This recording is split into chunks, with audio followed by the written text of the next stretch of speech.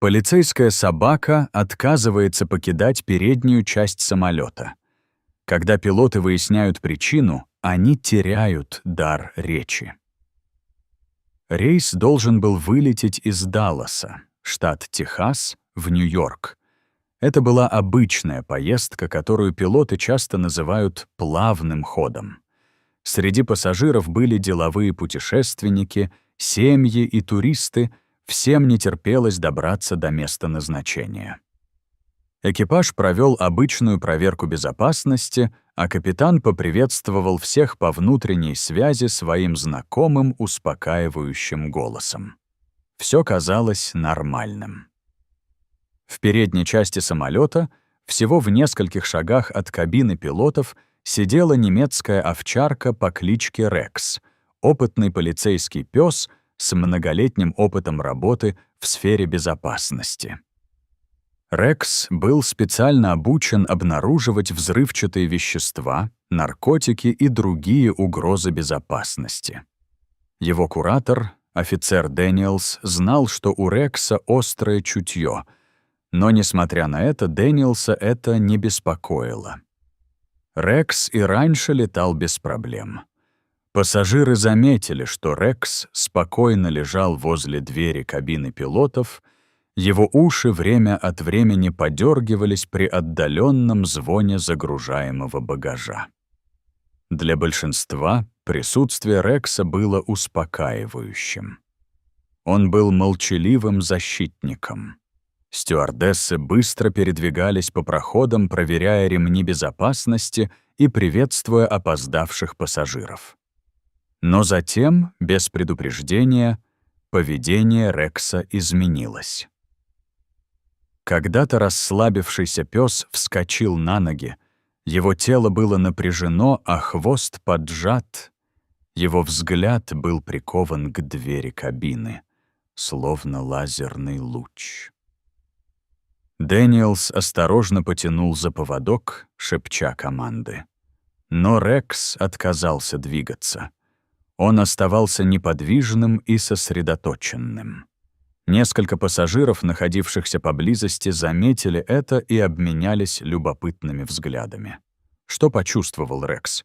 Почему эта хорошо обученная полицейская собака вдруг так напряглась? Офицер Дэниелс опустился на колени рядом с Рексом и тихо заговорил, пытаясь успокоить его. «Полегче, приятель. Что не так?» Он что-то пробормотал и сильно дернул за поводок. Но Рекс не сдвинулся с места. Его лапы твердо стояли на ковре, а тело загораживало узкий проход, ведущий в кабину пилотов. Уши подергивались, а взгляд не отрывался от двери. К ним с нежной улыбкой подошла стюардесса. «Сэр, нам нужно подготовиться к взлету», — сказала она спокойным, но твердым голосом. Дэниелс виновато кивнул и снова попытался увести Рекса. Пес по-прежнему не шевелился. Вместо этого Рекс издал низкое, гортанное рычание, от которого у Дэниела по спине пробежал холодок. Атмосфера в салоне, некогда спокойная, изменилась. Пассажиры, находившиеся поблизости, начали замечать это, и их перешептывания стали громче. «Что-то не так?» — спросил мужчина со своего места. Другой пассажир наклонился к проходу, с беспокойством глядя на Рекса. Ропот распространился, и через несколько мгновений нервная болтовня заполнила переднюю часть самолета. Некоторые с подозрением поглядывали в сторону кабины пилотов, в то время как другие не сводили глаз с Рекса, чувствуя напряжение в его позе. Экипаж самолета старался сохранять самообладание, заверяя пассажиров, что все в порядке, но даже они не могли игнорировать тревожное поведение полицейской собаки.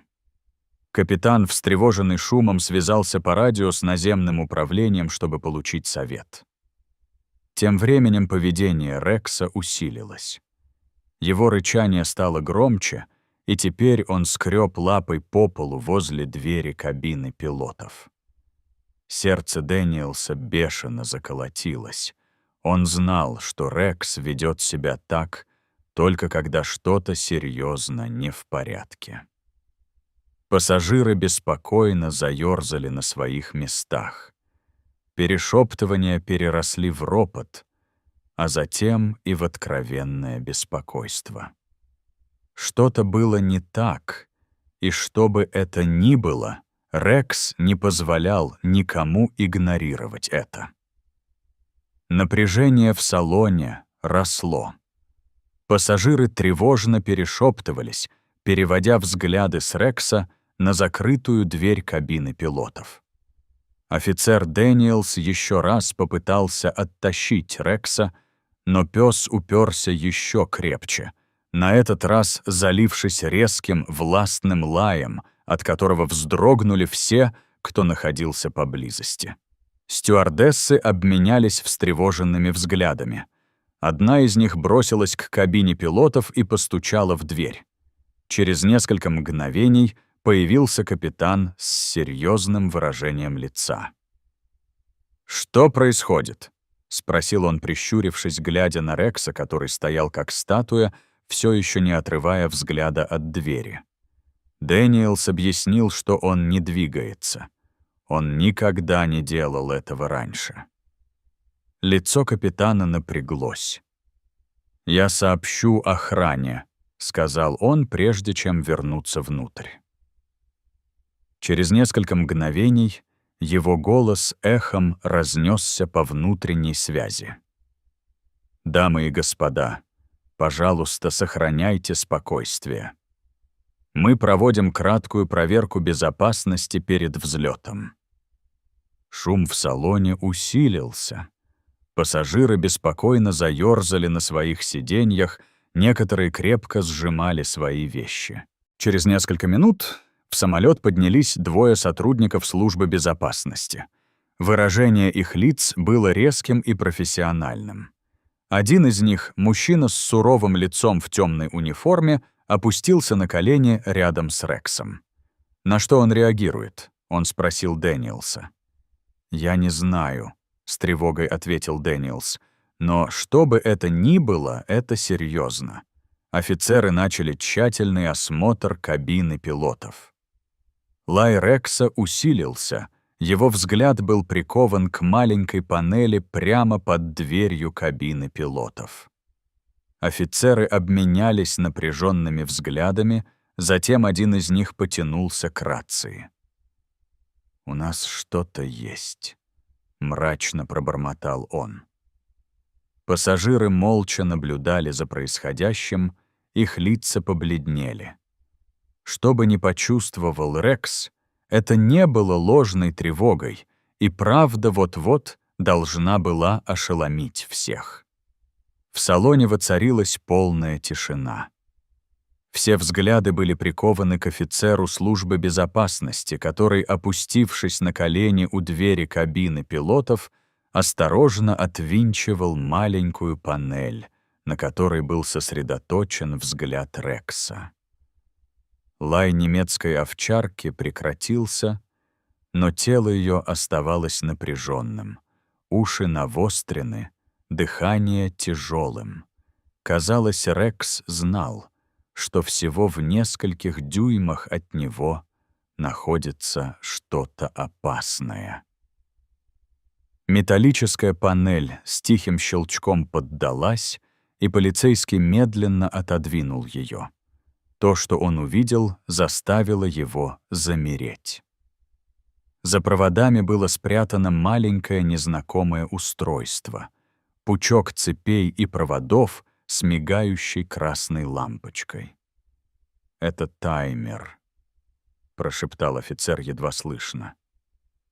Дэниелс почувствовал, как у него сдавила грудь. Бомба.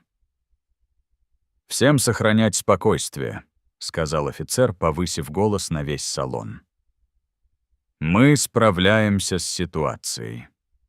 Капитан немедленно отдал приказ об эвакуации. Пассажиров быстро провели по трапу, некоторые бормотали молитвы, другие сдерживали слезы. Тем временем Рекс не отходил от кабины, наблюдая, как офицеры осторожно обезвреживают устройство. Казалось, прошла целая вечность, прежде чем один из офицеров, наконец, с облегчением кивнул. Угроза была нейтрализована.